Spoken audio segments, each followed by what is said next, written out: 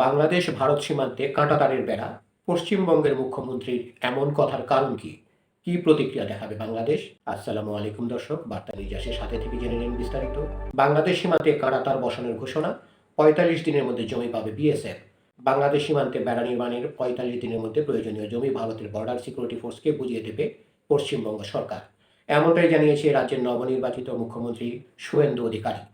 এনডিটিভির প্রতিবেদন অনুযায়ী নতুন সরকারের প্রথম মন্ত্রিসভার বৈঠকে এই সিদ্ধান্ত নেওয়া হয়েছে।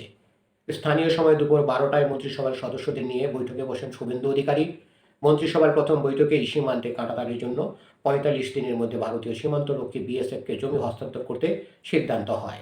বৈঠক শেষে মুখ্যমন্ত্রী বলেন, সীমান্তে কাঁটাতার বসানোর জন্য প্রয়োজনীয় জমি ৪৫ দিনের মধ্যে বিএসএফ এর হাতে তুলে দেবে পশ্চিমবঙ্গ সরকার। তিনি বলেন, রাজ্যের জনবিন্যাস বদলে গিয়েছে।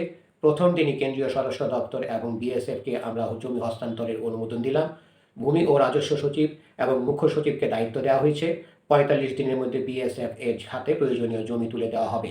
এর আগে একাধিকবার ভারতের প্রধানমন্ত্রী নরেন্দ্র মোদী এবং স্বরাষ্ট্রমন্ত্রী অমিত শাহ সীমান্তে বিএসএফকে জমি না দেওয়ার জন্য সরকারের বিরুদ্ধে ক্ষোভ প্রকাশ করেছেন।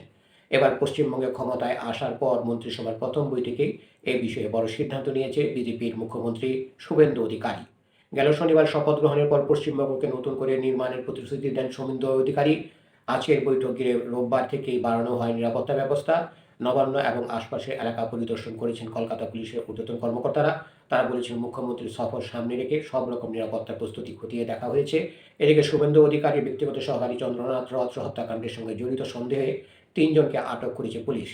আইন শৃঙ্খলা বাহিনী জানায়, হত্যাকাণ্ডে ব্যবহৃত নিশান কোম্পানির গাড়িটি আনা হয়েছিল ঝাড়খণ্ড থেকে। ঘাতকদের সন্ধানে এর মধ্যে উত্তরপ্রদেশে পৌঁছেছে পুলিশের একটি দল। ধন্যবাদ সবাইকে এতক্ষণ ধরে আমাদের সাথে থাকার জন্য। আরও সংবাদ পেতে আমাদের বার্তা নিউজ চ্যানেলটি সাবস্ক্রাইব করে আমাদের সাথেই থাকুন।